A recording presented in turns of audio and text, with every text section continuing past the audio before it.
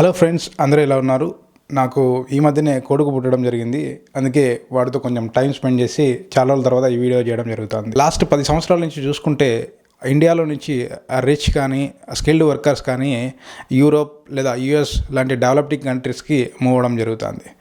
So వీళ్ళతో నేను కొంతమందితో మాట్లాడితే వాళ్ళు ఏం చెప్తున్నారంటే 90% of the people they are going for dollar dreams, లేకుంటే వాళ్ళకి కల్చర్స్ ఎక్స్ప్లోర్ చేయాలని ఉంటుంది, లేదంటే వాళ్ళకి క్లైమేట్ కాకుండా వాళ్ళ క్లైమేట్ ఆపర్చునిటీస్ ఎక్కువ ఉంటాయని వాళ్ళు డెవలపింగ్ కంట్రీస్కి వెళ్తున్నారు. ముందుగా మనం ప్రోస్ చూసుకుంటే మీకు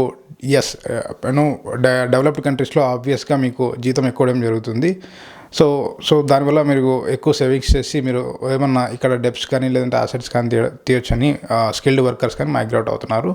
రెండవది, ఈ బాగా డబ్బు ఉన్న ధనవంతులు ఏంటంటే వాళ్ళకి ఇక్కడ ఇండియాలో ఎంత ట్యాక్స్ పే చేసినా వాళ్ళకి కావాల్సినన్ని మంచి రోడ్స్ కానీ మంచి వాటర్ కానీ దొరకనందువల్ల వాళ్ళు కూడా యూరోప్, యుఎస్ లాంటి కంట్రీస్కి వెళ్ళి వాళ్ళు సెటిల్ అవుతున్నారు.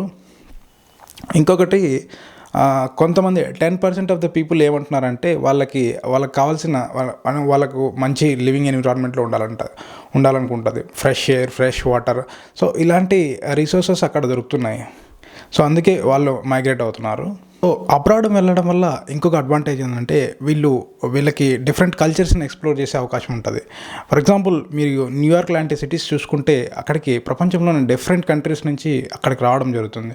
సో దీనివల్ల మీరు కూడా అక్కడ ఉండటం వల్ల వాళ్ళతో ఇంటరాక్ట్ అయ్యి వాళ్ళ కల్చర్ ఏంటి, సో కొంచెం ఎగ్జైట్ ఫీల్ అవ్వడం కానీ ఇలాంటి వాటి కోసం కూడా కొంతమంది ఇండియా వదిలి అబ్రాడ్కి వెళ్ళడం జరుగుతుంది.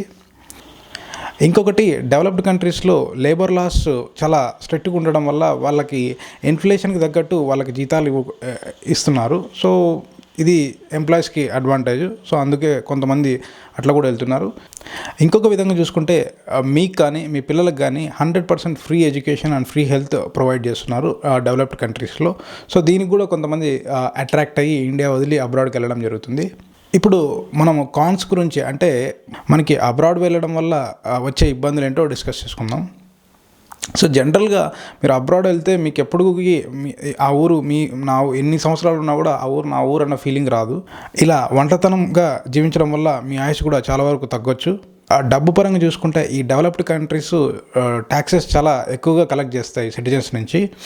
ఫర్ ఎగ్జాంపుల్, జర్మనీ లాంటి సిటీ చూసుకుంటే మీకు ఆల్మోస్ట్ 50% వరకు మీ ఇన్కంలో ట్యాక్స్ తీసేసుకోవడం జరుగుతుంది. సో ఇది కూడా ఒకసారి ఆలోచించండి.